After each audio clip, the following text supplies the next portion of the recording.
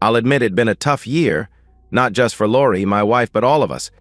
For 16 years, I'd worked for Van Screw and Nut. We made custom fasteners for manufacturers. When a company builds a product, they can't just go to the local hardware store to buy screws. Everything has to be made to their specifications.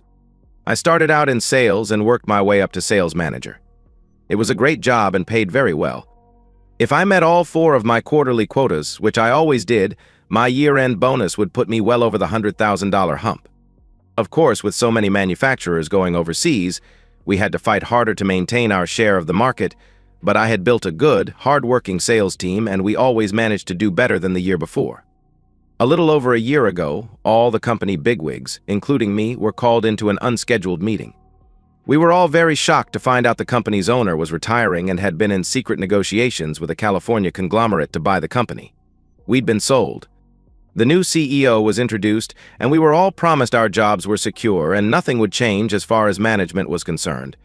That turned out to be a lie. Within 2 months, heads started to roll. I saw the handwriting on the wall and started looking for a new job, but my time came before I landed anything. With a pat on the back and a severance check for 10 grand in my hand, they led me right out the door. At first, Lori and I weren't too worried, but as the months passed, I was starting to realize how the economy had changed during the years I had my cushy job. Not only had a lot of the manufacturing gone overseas, but a number of the domestic firms that were left were buying their fasteners from overseas. I wondered how we stayed as strong as we did, but that was no longer my concern. I had to get a job. During this time, Lance, our 17-year-old son, was graduating high school. I had mixed emotions when he announced he was joining the military right after commencement. With everything going on in the Middle East, I was afraid for his safety, and of course we both were going to miss something terrible. On the other hand, I was glad we didn't have to pay for college, because frankly we just didn't have it. About 5 months after being let go, it became clear that finding another $100,000 job was not going to be easy, so I started setting my sights a little lower. To fill in what I was sure was a temporary financial gap, Lori started to look for something too. She actually found employment before I did. She was hired as a low-level secretary for a software company. It didn't pay much, but it was still more than my unemployment check. A month after Lori started work, I took a sales position within Wright Automotive. They made aftermarket car parts. For the first couple of months, I made a token salary while in training. After that, I was put on salary plus commission. It was never going to be a high-paying job. One guy had been with them for 12 years and was the highest-paid salesman there. He made all of $60,000 a year. You can imagine the strain on our budget. We had gotten used to all the financial trappings of a well-to-do family. We lived in a nice house with a sizable mortgage and had 2 Cadillacs, only one of which was paid for. That was mine. It was a 5-year-old CTS. Lori drove the same model, but we bought hers just a few months before I got laid off. We also had several credit cards, most of which were already maxed out. Lori and I both missed our evenings out on the town, as well. It was another perk. After all, if you can't enjoy yourself, what's the sense of having money? We used to go out all the time, have dinner with friends, sometimes dance, and other times a show, a play, or maybe a concert. It was nothing structured like a regular date night. We just kicked up our heels whenever we felt like it. That was usually 2 or 3 times a month, sometimes more. Unfortunately, it was one of the first things that suffered when we had to start scaling back. It seemed to be harder on Lori than on me. Growing up, her family had more money than mine. I didn't start going out and enjoying myself until I started dating in college, but my wife used to go out with her dad and mom all the time. It was practically second nature for her. We hadn't been out in many months and Lori was starting to complain. As far as she was concerned, the bills could wait. It first started about 3 months ago. "Skylar, we have got to do something. I'm going insane sitting home night after night with nothing to do. I want to go out like we used to. I want to have some fun." Lori's timing was always bad. I was sitting at the kitchen table going through our bills. Slowly, very slowly, we were just starting to dig ourselves out of the hole a little. I looked up at my beautiful wife. "Sure, no problem," I said sarcastically. "Just tell me which of these bills not to pay." She just glared at me. I thought for a moment she was going to start yelling, but whatever she was thinking, she kept to herself. As soon as I said what I did, I felt bad. It wasn't really such a horrible request. "I'm sorry, honey," I apologized. "I promise it won't always be like this. I haven't stopped looking for a better job. In the meantime, we just have to cool it for a while." Cool it, she snarled. Skylar, we've been cooling it for almost a year now. I feel like a caged animal. I need to get out and enjoy myself. I know, honey. I know, I said, trying to placate her. Look, we have a lot to catch up on. 5 months ago, we missed a house payment and our second car payment. We came this close, I said, holding my thumb and index finger about an inch apart, to having your car repossessed. With this month's commission check, we'll be square except for one car payment. If we can keep the grocery bill down, we'll be all caught up in another 2 months. I could see Lori's lips tighten. She wasn't a happy camper and I really couldn't blame her. Then I got what I thought was a great idea. I'll tell you what, why don't you and I go to Lincoln Park Zoo this weekend? It's free and we haven't been there since Lance was young. Skylar, I don't want to commune with nature, I want to commune with some nightlife, she sneered. I want to eat and drink and dance until my feet fall off. Honey, please, hang in there a little longer. I promise, as soon as we get current with all the bills, we'll celebrate by going out someplace nice for dinner. Without another word, she turned and went upstairs. I guess I sighed a little to myself. I really did feel bad, but this was Chicago. Between parking and dinner for two, a night out was going to cost a couple $100 or more. I was brought up in a household that believed the bills came first. There was no way I could justify blowing that kind of money when we were still behind and barely paying the minimum payment on our credit cards each month. It took me another 10 minutes to finish up. I was going to watch the news, but realized Lori was still upstairs, so I thought I'd check on her first. When I entered our bedroom, she was sitting on the edge of the bed, crying. I really felt like a heel. I sat down next to her, reached around, and pulled her in tight to me. I'm sorry, babe. I'm doing the best I can, I said, leaning my cheek on the top of her head. I know, she sniffled. This has just been such a hard year, and now with Lance gone, we could be going for the weekend somewhere.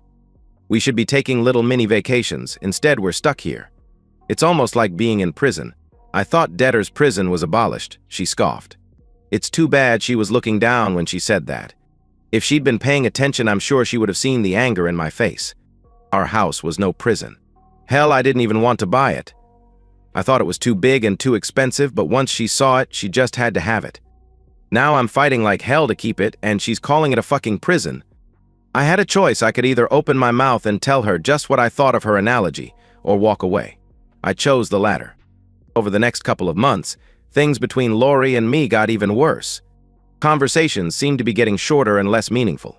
We were spending less and less time in the same room with each other. Lovemaking was becoming less frequent and Lori's participation was decreasing. Her screams of passion became whimpers and the magic was disappearing from the bedroom. She made no bones about the fact that she was unhappy with me for not taking her out, but I couldn't help it. Yes, we both needed a release, I agreed with her, but not until we were at least caught up on our bills. I promised her a night on the town in the near future, but it didn't seem to appease her. Things came to a head on a Friday after work. I came home in an exceptionally good mood. I had just landed a nice contract, and with the commission I'd be receiving at the end of the month, I'd finally be able to take my lovely wife out for a good time. Unfortunately, I didn't get a chance to tell her about it. She was coming down the stairs dressed to the nines as I walked in. Wow, I said, watching her descend. What's the occasion? I'm going out with some of the girls from work. Don't worry, she said with a sarcastic tone in her voice. They're paying for everything. Right off the bat, something didn't ring true. I immediately got a bad feeling. As far as I knew, Lori had never cheated on me, but you don't put on the sexiest dress in your closet to go out with the girls. Besides that, my wife was a proud woman. I couldn't imagine her going out and allowing her friends to pay for everything. That would be like taking charity. Only if she was going out with a guy would she allow someone to pay for the whole night. I felt the hair stand up on the back of my neck. And just who are these girls? What are their names? She didn't even look concerned with my question. Just some of the girls from the office. You don't know any of them. You didn't answer my question, Lori. I may have been born at night, but I wasn't born last night. You don't dress like that to out with girlfriends. Who are you meeting? Do you have a date with a man? Oh, don't be silly, she said nonchalantly. I told you I was going out with the girls. If you don't believe me, I can't help it. You're just paranoid because you have a guilty conscience. Just then I heard a car horn. I looked outside and saw a cab in our driveway. You're taking a taxi. Yeah, well, I intend to enjoy myself tonight. Heaven knows we can't afford a DUI, so I thought it would be the smart thing to do.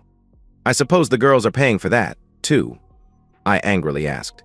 As a matter of fact, yes they are. She leaned over and gave me a quick peck on the cheek. I have some leftovers from last night in the fridge. You can heat them up in the microwave. I may be pretty late, so don't worry about waiting up. And with those parting words, she was out the door. I watched to see if anyone else was in the car, but from what I could see as she slid into the back seat, she was alone. For a little while, I went into denial. Sure, I knew Lori was angry, but I just couldn't believe my wife would actually go out with another man. Hell, we had a son together, a life together. She wouldn't cheat on me, I told myself. There was just no way.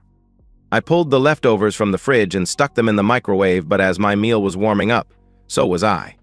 I wanted so much to believe she was just out having a good time with some friends from work, but come on. I went over to the computer and looked up the number for the taxi service.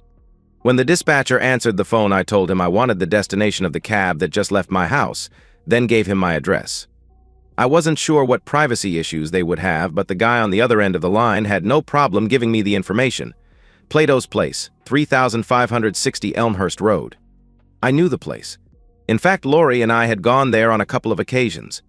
It was a romantic restaurant with an attached bar that had plenty of dimly lit corners. Not the kind of place a woman goes to have fun with her girlfriends, more like the kind of place a guy takes a woman to seduce her. By the time the buzzer rang indicating my dinner was ready, I had a knot in the pit of my stomach the size of a softball.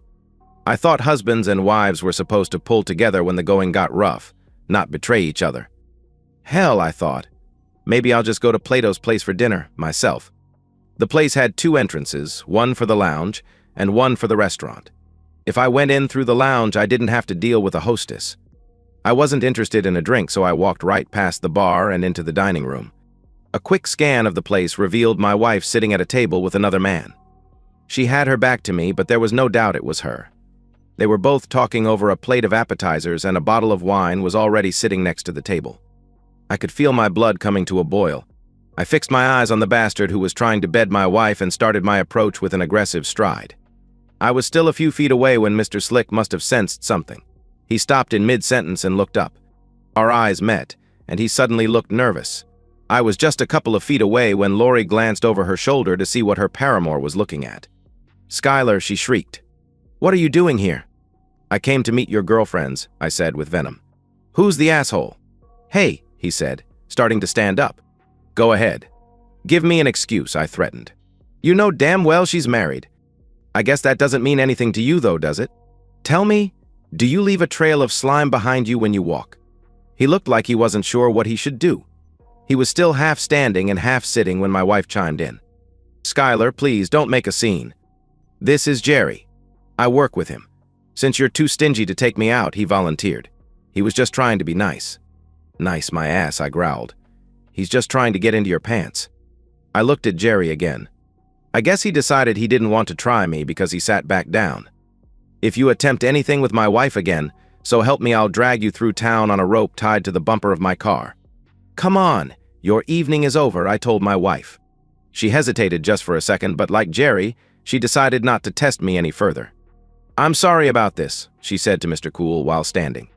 I think every eye in the place was on us as I took her by the arm and escorted her out through the front door.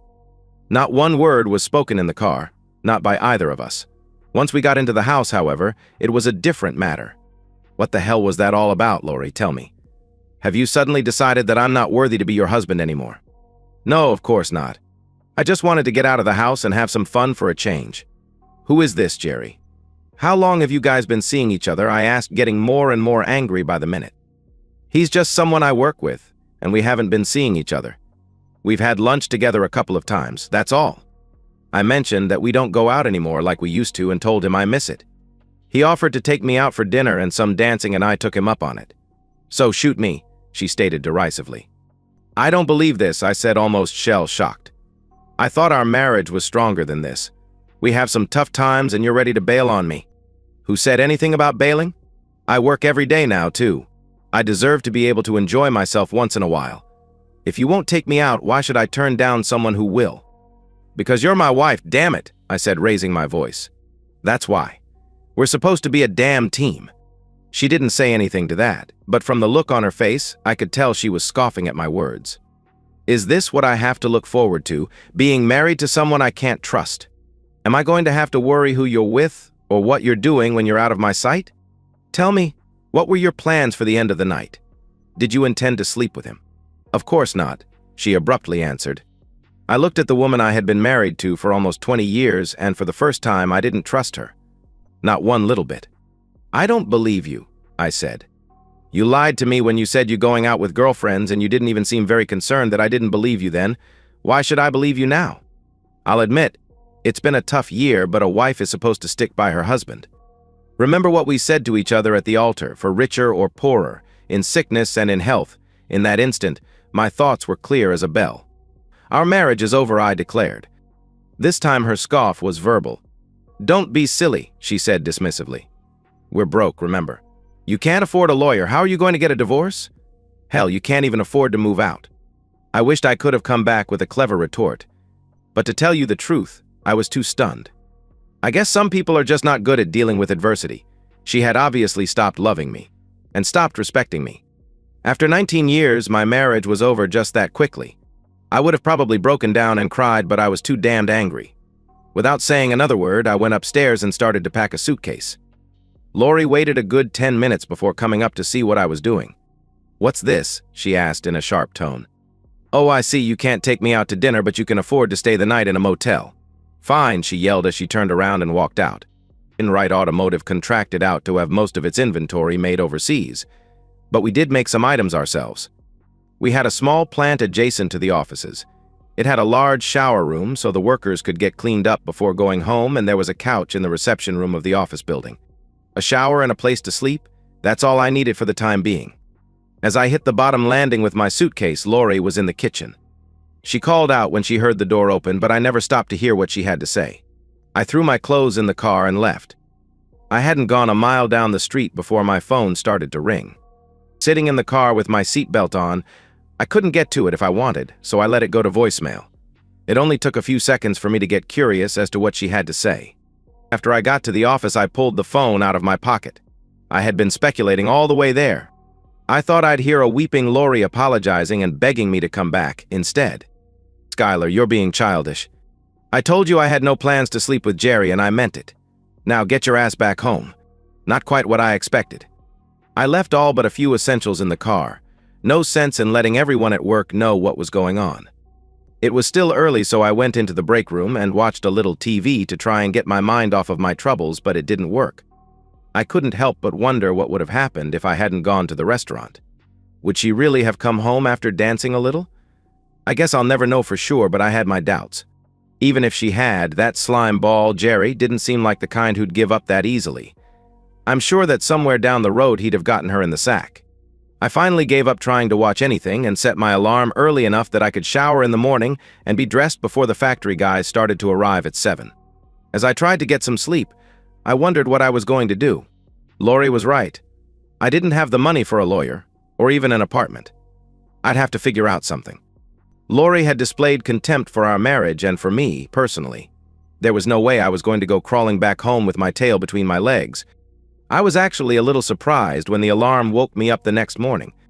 I couldn't believe I slept that well on that couch. The damn thing was a torture device. I showered and got dressed before heading off to Denny's for a leisurely breakfast. I'd kill some time there until it was time for me to go to work. I was sipping my 4th cup of coffee when the solution to my problem hit me in a flash. Of course, it was so simple. Why I hadn't thought of it sooner was beyond me. Once back in Enright's parking lot, I took out my cell phone and took a picture. The first thing I did after sitting down at my desk was to run the ad. 2 days later, I took the afternoon off. I had a few errands to run. Knowing Lori would be at work, I drove over to the house and found the papers I was looking for in our personal filing cabinet. I grabbed the spare set of keys on the way out. Later that day, I checked into a motel and called Lori. As soon as she heard my voice, she started in again. It's about time. Are you done with your little hissy fit now? I can't believe you couldn't find the money to take me out to dinner, but you can stay in a motel for 2 days. Actually, I said, cutting her off. I stayed at the office. The office. Yeah, they have a shower, a nice comfortable couch, and a TV room. All the comforts of home, I said, lying through my teeth. She responded with more of the same. Well, that's just being ridiculous. Stop being so stubborn and come home. I'm not coming home, Lori. I told you, our marriage is over. I just called to let you know you're going to need a ride home. What? Why? What's wrong with the car? Nothing, I replied. It drives like a dream, nicer than mine. There was a brief silence as she was undoubtedly trying to figure out what I was saying. Skylar, what are you talking about? I sold my car, got 18 grand for it. That's more than enough to get a lawyer started on the divorce and a down payment on an apartment. Of course, being in sales, I still need a car, so I took yours. I stopped by the house earlier today and got the titles to both cars and the spare keys to yours. Skylar, she shrieked. You can't do that. What am I supposed to drive? Actually, since both cars are in my name, I can do that. I didn't take anything out of the accounts. All the bills are paid for the month, so there wasn't a lot left, but if you budget, you should have plenty for food and cab fare. If you run low, I'm sure Jerry will be more than happy to take you out for dinner, providing you give him what he wants, of course. Suddenly, it was with a much subdued attitude with which she spoke. Skylar, please don't do this. I never thought you'd really go this far. I'm sorry. I shouldn't have gone out with Jerry, but I was mad. Nothing was going to happen. Lori, you lied to me, went on a date with another man behind my back, and then treated me with disdain and showed absolutely no remorse when I caught you. Admit it, Lori, you don't love or respect me. You made that plain as day with the way you talked to me the other night. Skylar, I'm sorry. I'm sorry too, Lori. We had a good run when life was easy, but when things got tough, we let each other down. He was surprised to hear a sob from the other end of the phone, but it made no difference anymore. He continued. The house is in both our names. It's our one decent asset, so it needs to be sold as quickly as possible. He heard her gasp. Sell the house? Skylar, do we have to? Lori, right now we're up to date with the mortgage, but I'm not paying any more house payments and there's no way you can pay them every month. Yes, it has to be sold immediately. I figure we each should be able to walk away with $50,000 or $60,000 apiece. You can buy yourself a decent used car and find an apartment with that. Skylar, I don't want a divorce. Please, can't we talk about this? Sorry, Lori, it's no longer about what you want. Now, do you want to call a realtor or should I? Lori stood on the sidewalk outside of her apartment and looked into the gray sky as she heard a flock of geese squawking their way northward, a welcoming reminder that spring was right around the corner. She made her way through the melting slush to her 10-year-old Honda and headed toward Starbucks to meet an old friend. She was looking forward to seeing Julie. It had been a typical Chicago winter with cold temperatures, lots of snow and slick roads, so Lori had spent most of it cooped up in her apartment when she wasn't at work. Julie had already commandeered a small table in the corner and was sipping her latte when Lori walked in. They greeted each other with a girly kiss on the cheek before Lori got in line for her own Colombian brew. While standing in line, Lori thought what a treat it was to get out and visit with a friend. As she walked back to the table with coffee in hand, she was greeted with a warm smile and a friendly voice. Lori, it's so good to see you. It's been a while. Yes, it has been too long, she replied with a tinge of sadness in her voice. I don't get out much anymore. How come? When we were younger, you were the party girl. Yeah, well, life was a lot easier in those days. I don't have the money to go partying anymore. What about dates? You remember those go out with some handsome man and he pays, Julie joked. Lori faked a little laugh. It's kind of a catch-22. You can't meet men if you don't get out and you can't afford to go out if you're not with a man. What about guys at work? Julie asked. Nothing but dweebs and married men, Lori countered. Let's get off this subject, it's depressing. How are the kids? Oh, they're doing great. Charlie Jr. just got a promotion at work and Debbie is in her 3rd year of college already. They grow up so fast, don't they? They sure do, Lori replied. Lance has another year to go in the military and he's already talking about re-enlisting. He likes it. How's hubby? Charlie's doing just fine, as hard-working as ever. Lori caught the sheepish look on her friend's face. What? Oh, nothing, Julie replied even more sheepishly. Come on, out with it. You were going to ask me something. Well, I was just going to ask if you've seen Skylar. No, not since we signed the divorce papers, she thought for a second. Geez, that was 2 years ago already. Why? I just wondered. I'm not sure I should tell you, but it's probably better to hear it from a friend. What? Is he okay? Yeah, he's fine. I ran into him the other day and we talked. He's what, Julie? Come on, out with it. Okay, well, he's getting married again? Even though she knew it was over a long time ago, the news was still hard for Lori to take. She felt her eyes instantly starting to water. Her voice dripped with sadness. It doesn't surprise me. she said softly. He's a great guy. Her eyes drifted downward as she admitted, "Sometimes I think back at what we had together and I wonder how I could have been so stupid." She took a sip from her coffee, then lifted her face and looked at her friend. "I did love him, I really did. Things just got so rough with all the bills and everything that I started to feel sorry for myself. At the time, all I could think of was escaping all our problems and having a little fun." Julie didn't say anything. She thought it was better to just listen. Skylar was right about everything. I did lose my respect for him. I may have even stopped loving him for a little while. Stupid, I know. It wasn't his fault he got fired. He was doing everything he could to make sure we didn't lose everything, but I couldn't see past my own selfish wants. I just had to have things my way. I remember Skylar suggested we go to the zoo one weekend, but I wanted my night out on the town, so I shot him down cold. Hell, he was even right about Jerry. That was the guy he caught me having dinner with. Skylar asked if I had plans to screw the guy at the end of the night. I denied it, of course, but just between you and me, I had every intention of doing just that. Yeah, I know. Believe me, Julie, if I could do it over, I would do it a whole lot differently. Is he still living in that little efficiency apartment he got? Oh no, he moved out of there a long time ago. I guess you didn't hear. Again, Julie was hesitant to bring it up. What now? Don't tell me he won the lottery. No, nothing that good, but he got his old job back with Vans.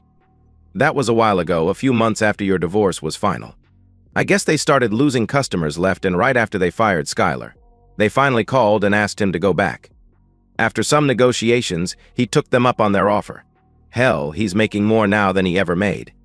As she finished talking, Julie saw a tear roll down Lori's cheek. I'm sorry, honey. I shouldn't have said anything.